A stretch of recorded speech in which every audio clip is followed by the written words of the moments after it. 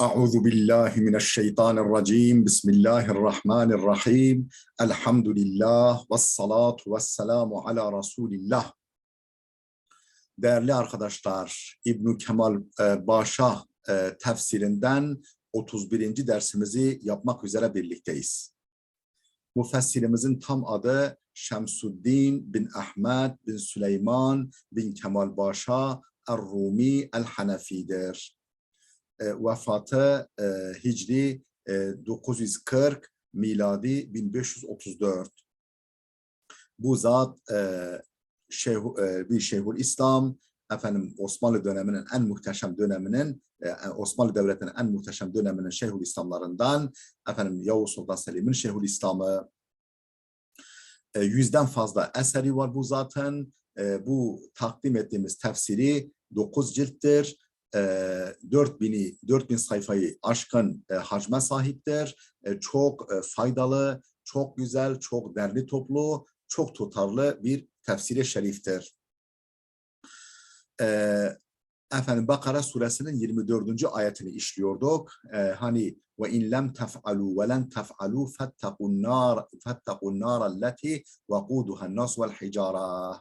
Eğer daha önceki ayette kulumuz Muhammed'e indirdiğimiz Kur'an hakkında, yani Kur'an'ın ilahi kaynaklı oluşu konusunda bir şüpheniz, tereddüdünüz varsa, haydi onun benzeri bir sure getirin diye devam ediyordu. Sonra deniyor ki bu 24. ayette, eğer bunu yapmazsanız ki asla yapamayacaksınız, o zaman bu inadınızı terk edin, iman edin, böylelikle yakıtı ateşler ve insanlar ve taşlar olan yakıtı insanlar ve taşlar olan bir ateşten kendinizi koruyun. وَقُودُهَا النَّاسُ وَالْحِجَارَةِ. Oradaki ennas kelimesini açıklıyor. Sayfa 108'deyiz. Ennas kelimesi huna humul kuffar. Yani ateşi, yakıtı insanlar olan, oradaki insanlardan maksat kafirlerdir. Yani siz cehennemin odunları olacaksınız. وَالْحِجَارَةِ.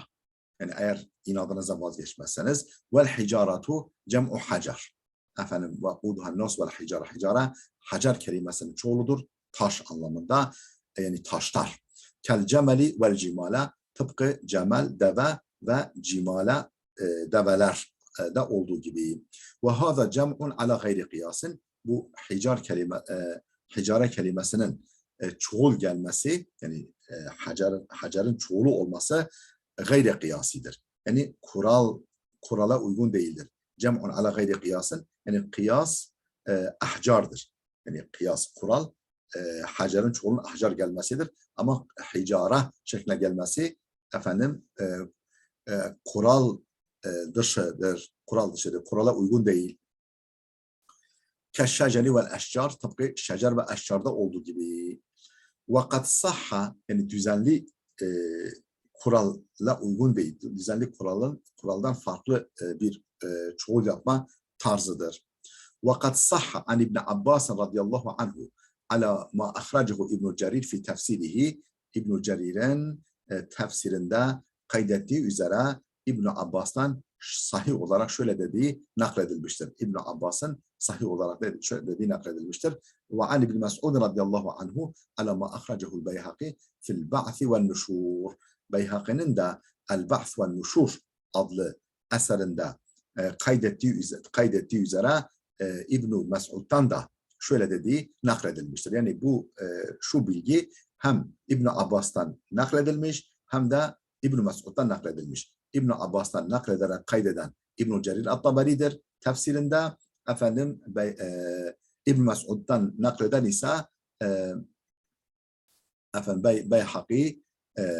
Beyhaqi El-Ba'th ve Nuşur adlı eserinde Beyhaqi'nin kaydettiğidir.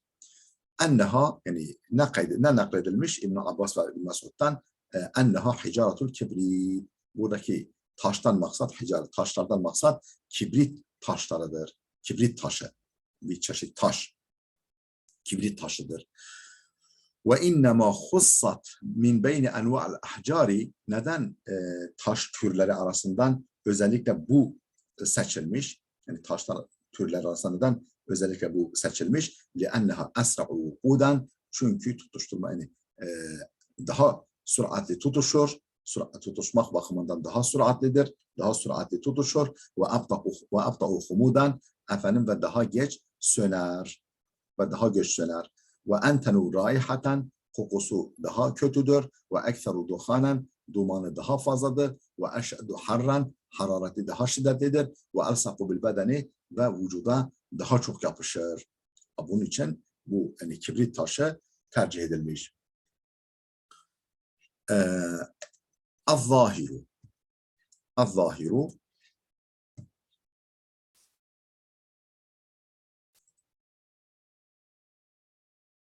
özür dilerim arkadaşlar. Fazla gitti sayfamız.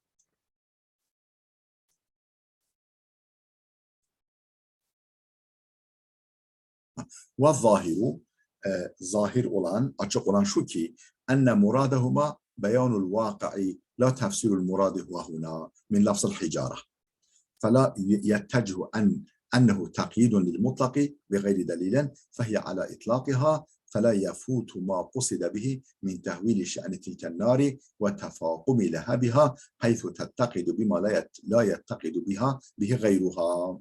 والظاهر açık olan şu ki enne muradahuma ikisinin muradı yani İbn Abbas da İbn Mesud'un muradı maksadı beyanul vaki realiteyi açıklamaktır. Realiteyi açıklamaktır. La tefsirul muradi hahuna. Yoksa efendim burada kastedileni tefsir değil. Yani bu ayette kastedileni açıklamak değildir. Min lafzul hicara. Tefsirul muradi hahuna min lafzul hicara. Yani hicara lafzından burada kastedileni tefsir etmek değildir.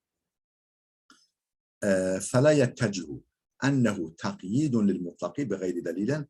Dolayısıyla bu efendim delilsiz olarak mutlakı takyit olmuyor. فَلَا يَتَّجِهُ yani söz konusu olmuyor. اَنَّهُ تَقْيِيدٌ لِلْمُطْلَقِ بِغَيْرِ دَلِيلًا. Mutlakı yani genel anlamı mutlakı delilsiz bir biçimde takyit etmek, kayıt altına almak, daraltmak diye yorumlanamaz. فَلَا يَتَّجِهُ اَنَّهُ تَقْيِدٌ لِلْمُطْلَقِ بِغَيْرِ دَلِيلًا. Efendim mutlakı delilsiz olarak takyit etmek şeklinde yorumlanamaz bu. Yani delil mi var ellerinde? Nereden biliyorlar? Efendim yani Cenab-ı Hak taşlar diyor. Efendim İbn Abbas ve Mesud efendim kibrit taşıdır. Yani delilsiz olarak efendim mutlak olan Kur'an ayet ifadesini takyit etmek diye yorumlanamaz. Diye nitelenemez daha doğrusu. Diye nitelenemez. Fehye ala itlakiha. Şu halde o taşlar yine geneli üzeredir. Yani yine genel anlamda taşlardır. Efendim, peki İbn Abbas ne demek istiyor? Yani yanan taş var mı? Var. Mesela kibrit taşı. Mesela günümüzde kömür. Belki o zaman tam bilinmiyordu. Efendim çıkarılmamıştı. Günümüzde kömür. Yani taşlar nasıl yanar? İşte kibrit taşı gibi. Yani bu örneklendirme kabiliğindendir. Yoksa efendim burada taştan maksat yani genel olan hicara lafzını özelleştirme, efendim mutlak olan ifadeyi kayıtlama, kayıt altına alma türünden yani nitelenemez. Fehye ala itlakiha. Dolayısıyla o taşlar yine mutlaktır. Yani taşlardır. İlla kibrit taşı denemez. فَلَا يَفُوتُ مَا قُصِدَ بِهِ. Yani içinde tabii kibrit taşın da bulunduğu taşlar. فَلَا يَفُوتُ مَا قُصِدَ بِهِ مِنْ تَهْوِيلِ شَأْنِ تِلْكَ النَّارِ وَتَفَاقُمِ لَهَبِهَا حَيْثُ تَتَّقِدُ بِمَا لَا يَتَّقِدُ بِهَا غَيْرُهَا. Dolayısıyla bu durumda فَلَا يَفُوتُ مَا قُصِدَ بِهِ. Yani kastedilen min tehvili şe'ni tilken nar kastedilen o ateşin durumunun dehşetini belirtme. Yani amaçlanan bu husus yani o ateşin durumunun dehşetini belirtme şeklindeki kasıt zail olmuyor. Yani efendim kibrit taşı yani işte efendim erken yanar, geç söner, kokusu daha pistir, efendim ateşi daha dumanı daha fazladır, harareti daha şiddetlidir, efendim bedene daha çok yapışır şeklinde yorumlanmazsa, yani genel olarak taşlar da denirse فَلَا يَفُوتُ مَا قُصِدَ بِهِ تَهْوِيلُ شَأْنِ تِلْكَ النَّارِ. O ateşin durumunun dehşetini belirtme şeklindeki amaç kaybolmuyor. Yani diğer taşlar da olsa yine aynı amaç yerine geliyor. Ve tefakum ile habiha efendim alevlerinin dalgalanması, tefakum, ateşin böyle birbirine binmesi, dalgalanması yani amacı kaybolmuyor. Yine aynı yani hangi taş yanarsa yansın yani o durum yine gerçekleşir. Haythu tettakidu bima la yettakidu bihi gayruha. Efendim başka bir şeyin tutuşmadığı şeyle tutuşması açısından. Yani başka bir yakıt, başka bir şeyin yani kendisinden başka ateşin tutuşmadığı, yanmadığı bir şeyle yanıp tutuşması açısından yani o öyle bir ateş ki efendim normalde başka ateşler taşlarla tutuşmaz. Ama öyle bir ateş ki taşlar onun yakıtı taşlarla tutuşuyor, taşlarla alevleniyor. Böyle olması açısından efendim onun durumunun dehşeti ve alevlerinin birbirine binmesi şeklindeki amaç kaybolmuyor. وأما احتمال أن يراد بها الأصنام فيأبه العموم المستفاد من قوله تعالى إنكم وما تعبدون من دون الله حسب جهنم فإن بعض ما عبدوا ليس من جنس الحجار. Şimdi bazıları demişler ki buradaki taştan maksat putlardır. Hani putların bir kısmı heykellerden, taşlardan yapılıyor ya. وأما احتمال أن يراد بها الأصنام yani maksadın putlar olması ihtimaline gelince فَيَأْبَاهُ الْعُمُومُ الْمُسْتَفَادُ مِنْ قَوْلِ تَعَالَى şu ayet-i kerimeden anlaşılan umumi mana reddeder. فَيَأْبَاهُ reddeder. El-umumul mustafadu min kavli Teala şu ayet-i kerimeden anlaşılan umumi mana, umumilik efendim bu ihtimali reddeder. Nedir o ayet-i kerimenin umumi manası? İnnekum ve ma ta'budune min dunillahi hasabu cehenneme. Siz ve taptıklarınız cehennemin yakıtlarısınız. Cehennemin odunlarısınız. Enbiya suresi 98. Fe inne ba'da bakınız siz ve taptıklarınız. Tapılanlar hepsi taş değil ki. Efendim, ağaçlar var, yıldızlar var. Mesela İsa var, Uzeyr var. Hani Hristiyanlar İsa'ya taparlar, öbürleri Uzeyr'e tapar vesaire. فَاِنَّ بَعْضَ مَا عَبَدُوا لَيْسَ مِنْ جِنْسِ الْحَجَرِ. Çünkü insanların taptıkları şeylerin bir kısmı taş türünden değildir. Çünkü insanların onların yani taptıkları şeylerin bir kısmı taş cinsinden değildir. Ve ma'na vakuduhan nas vel hicara efendim yakıtı insanlar ve taşlardır ifadesinin manası enne tilken nara la tettakidu illa biha. Efendim yani o cehennem ateşi ancak bunlarla yanar. Vakuduhan nas vel hicara'nın manası budur. Enne tilken nara yani o cehennem ateşi, o ateş la tettakidu illa biha ancak bunlarla yanar. Bunun manası budur. Yani oysa ki efendim diğer ayetin geneldir. Yani siz ve taptıklarınız cehennemin odunlarısınız. Efendim bu diyor ki bu ayet vakuduha nas vel hicra enne tilken nara la tettakidu illa biha. Onunla tutuşur. Yani yakıt taşlar ve insanlarla tutuşur diyor bu ayet. O iddet hazırlanmıştır. O iddet ile kafirler için hazırlanmıştır. Oradaki o iddet hazırlanmıştır anlamındaki o iddet kelimesi innel i'dada o iddetin mastarı olan i'dad ve huve tehiyyetu vel irsad efendim o da efendim hazırlama ve efendim beklemedir. İrsad bekleme, hazırlama ve beklemedir. Bekletmedir yani hazırlama ve bekletmedir. Ekseru istimalihi fil mevcud. Yani genel kullanımı var olan şeyler hakkındadır. Yani fil mevcut var olan şeyler hakkındadır. Mevcut hakkındadır. Ve kad yusta'malu fîme huve fî ma'nel mevcud.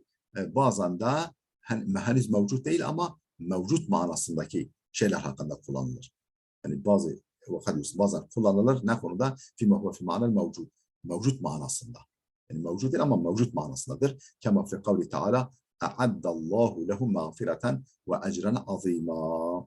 Allah onlar için bir mağfiret, bir bağışlama hazırlamıştır ve büyük bir mükafat hazırlamıştır. Efendim, henüz mevcut değil. Henüz mevcut değil. Bağışlama da henüz mevcut değil ve büyük mükafat da henüz mevcut değil ama hazırlamıştır diyor. A'addallahu lehum mağfireten ve ecren azima. Fedalaletul ayeti, ayetin delaleti ala ennen nara mahlukatun el-ana kema huve mezhebu ehlil hakkı leysed bi kaviyetin. Ayetin efendim cehennemin şu anda mahluk yani yaratılmış olduğuna delaleti ise ki bu ehli hak olan ehli sünnetin görüşüdür. Ki bu ehli hak olan ehli sünnetin görüşüne göre cehennem şu anda mahluktur. Efendim ayetin buna delaleti ise leysed bir kaviyetin, kavi güçlü değildir. Yani ayet buna güçlü bir şekilde delalet etmiyor. Tekrar alıyorum. Fedelaletul ayeti, ayetin delaleti ala ennen nara mahlukatun el-an, cehennemin şu anda mahluk olduğuna ayetin delaleti ki kema huve mezhebu ehl-i hak, ki ehl-i hakkın mezhebi budur. Cehennemin şu anda mahluk olduğudur. Bu ayetin delaleti leysed bir kaviyetin, güçlü değildir. Yani ayet bunu güçlü bir şekilde ifade etmiyor. Yani bu cehennemin mahluk olmadığı ne kabul ettiği anlamında değil. Tamam, cehennem şu anda mahluktur, yaratılmıştır ama bu ayet onu ifade etmiyor. وَعِدَدْ لِلْكَافِرِينَ, kafirler için ifadesi hatmun bima vaka'a bihil bed'u, efendim başlamanın kendisiyle gerçekleştiği şeyle bitirmektir. Yani başlama yani neyle başlanmışsa konu yine onunla noktalamaktır. Hatmun bir noktalamadır, bitirmedir. Neyle? Bima vaka'a bihil bed'u, başlamanın kendisiyle gerçekleştiği şeyle bitirmedir. Ey ittabın manası ne? Yani şöyle, ey ittakul kufral mucibe linnâr, yani ateşi, cehennemi gerektiren küfürden sakının, inkardan sakının. Fe inneha, çünkü o ateş uiddetil lil kuffar, kafirler için hazırlanmıştır. Yani küfürle başladı, küffarla bitirdi. İttakul kufral mucibe linnâr, cehennemi gerekli kılan, vacip kılan, hak ettiren küfürden sakının. Çünkü fe inneha, o cehennem, o nar uiddetil kuffar, kafirler için hazırlanmıştır. Vel cümletu istinafun, cümle mustakil bir cümledir. Cümle müstenefedir, yeni bir cümledir. Atfun atfu ve buşşira ala lafzın mebniyi lil mef'ulü aleyhi. Vel cümletu istinafun, özür dilerim. Vel cümletu istinafun, cümle müstenefedir. Yu'eyyiduhu atfu ve buşşira, ve buşşira ifadesinin atfedilmesi destekliyor, bunu destekliyor. Ve buşşira, yani ve buşşira diye okunmuş, ve beşşir diye, yani ve beşşirillezine amelu ve amilus salihati, yani ve beşşir, yani bu uiddet lil kafirin var ya, uiddet lil kafirin cümlesi cümle müstenefedir ki bunu destekliyor. Atfu ve buşşira ala lafzın mebni lil mef'ul, yani uiddet meçhuldür, efendim buşşira da meçhuldür. Yani meçhulun, yani meçhul fiile atf yapılması bu uiddet ifadesinin cümle müstenefe olduğunun delilidir. Destekliyor daha doğrusu. Tekrar alıyorum. Vel cümletu istinafun. Bu uiddet lil kafirin cümlesi cümle müstenefedir. Yu'eyyiduhu, bunu destekliyor. Atfu ve buşşira, daha sonraki ayete gelen ve beşşir diye normal okunuyor ama ve buşşire de okunmuş. Ve buşşirenin atfedilmesi ala lafzın mebni lil mef'uli aleyhi, lil mef'uli buşşire atfu ve buşşire aleyhi, ve buşşirenin ona atfedilmesi bunu destekliyor. Ala lafzın mebni lil mef'ul, efendim meçhul şekliyle. Ve beşşir değil de ve buşşire şeklindeki meçhul fiil lafzıyla. Vakile sılatun ba'da sılatin. Efendim bu sıla ba'da sıla olduğu söylenmiş. Yani ikinci sıla cümlesi olduğu söylenmiş. Yani fettakun nârelleti vekuduhan nâs vel hicâra, vekuduhan nâs vel hicâra. Elletinin birinci sıla cümlesi, uiddetil kafirin ikinci sıla cümlesi olduğu da söylenmiş. Bila atfın, bila atifin beynehuma, efendim aralarında atıf bulunmaksızın. Yani normalde şöyle demesi beklenirdi. فَاتَّقُوا النَّارَ الَّتِي وَقُودُهَا النَّاسُ وَالْحِجَارَةُ وَاُعِدَّتْ لِلْكَافِرِينَ. Yani arada harfi atfın gelmesi beklenirdi. İki sıla cümlesi arasında harfi atıf gelir. Ama burada bila atifin beynihuma. İkisi arasında bir harfi atıf bulunmaksızın. Peki neye göre bu böyle? Ala kıyasi ma yaka'u fil ahbari ve sıfat. Efendim, haberler ve sıfatlar arasında meydana gelen, söz konusu olan kıyas üzere. Yani sıfatlar harfe atıfsız peş peşe gelebilir. Efendim, haberler harfe atıfsız peş peşe gelebilir. Bunda da bu da ona kıyas edilerek. Ala kıyasi ma yaka'u, yani fil ahbari ve sıfat, haberler arasında, haber cümleleri arasında ve sıfatlar arasında meydana gelen duruma kıyasla. Yani burada da aynı. Orada varsa burada da vardır. Ve yu'ayyiduhu kavlu Teala fi surati Ali İmran.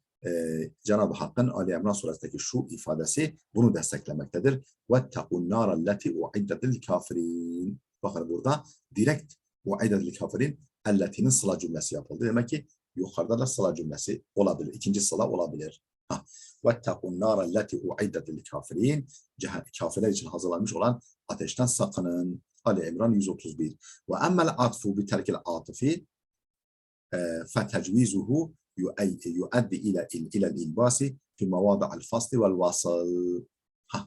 Ve emmel atfu bi terkil atifi, yani atfi, yani atıfsız, yani harfe atfı terk ederek atıf yapmak, harfe atfa yer vermeyerek atıf yapmak, fetecvizuhu, yani genel olarak bunu caiz görmek, yuaddi ila'l ilbasi, efendim karışıklığa götürür, karışıklığa sevk eder. Nerede? Fi mevadi'l fasli vel vasıl.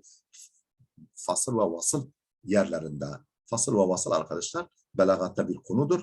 Yani iki cümle arasında harfe atıf yoksa fasıldır, fasıl yapılmıştır. Harfe atıf varsa vasıl yapılmıştır. Yani harfe atıfın kullanılmadığı ve kullanıldığı yerler konusunda efendim iltibasa, karışıklığa götürür. Böyle bir şey, yani böyle bir şey caiz görülürse fetecvizuhu yuaddi ila'l ilbasi fi mevadi'l fasli vel vasl. Yani belli yerlerde yapılır. Her zaman bu yapılmaz.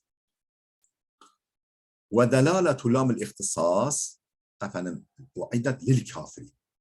Kafirler için, yani için anlamını ifade eden ihtisas lamının delaleti ala enne i'dâde tilken nâri lil kuffar, yani bu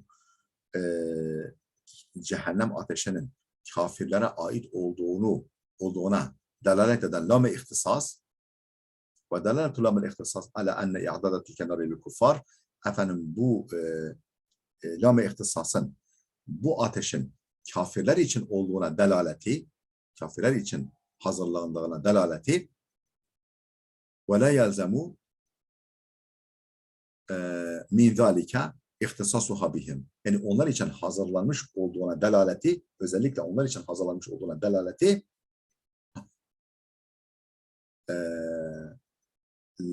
la yelzemu min zalika ihtisasuha bihim. Yani ateşin gerçekten onlara özgü olmasını gerektirmez. Yani onlar için özellikle hazırlanmış ama efendim onlardan başkası girmez sonucu çıkmaz. Kema lem yelzem min ihtisası i'dadil cenneti lil muttaqin. Mesela uiddet lil muttaqin ifadesi kullanılıyor cennet için. Yani muttakiler için hazırlanmış cennet. Yani efendim kema lem yelzem min ihtisası i'dadil cenneti lil muttaqin. Cennetin özellikle muttakiler için hazırlanmasından gerekmediği gibi ne? En la yedhulaha gayruhum, onlardan başkasının girmemesinin gerekmemesi gibi. Fela hacete ile en yukala, şu halde şöyle demeye ihtiyaç yok. İnnen nâra leti vakuduhan nas vel hicara hiyelil kuffari khasatan, efendim yakıtı insanlar ve taşlar olan cehennem özellikle kafirlere aittir. Yani kafirlere özgüdür. Ve li gayrihim narun gayruha, onların dışında, kafirlerin dışındakiler için başka bir cehennem vardır, başka bir ateş vardır. Efendim buna ihtiyaç yok. Yani onlar için hazırlansa da başkaları girebilir. Tıpkı takvalılar için cennet hazırlanmış olsa da özellikle, ama takvalıların dışında girmez diye bir şey yok. Muttaki olanların dışındakiler de girer cennete. Dolayısıyla böyle bir şey, yani bu kafirler için bu tür cehennem kafirler içindir. Yani yakıtı insanı ve taşlar olan. Peki ve li gayrihim, başkaları için narun gayruha, bunun dışında bir cehennem daha var. Başka bir ateş var denmesine ihtiyaç yok. Değerli dostlar, videomuz oldukça uzadı. Efendim dersimiz burada dursun. Gelecek dersimize kadar Allah'a emanet olun. Efendim YouTube kanalımıza abone olmayı lütfen unutmayın. Bu faydalı bilgilerin çok kişiye, binlerce, milyonlarca kişiye ulaşmasına siz de vesile olun, katkı yapın Allah için.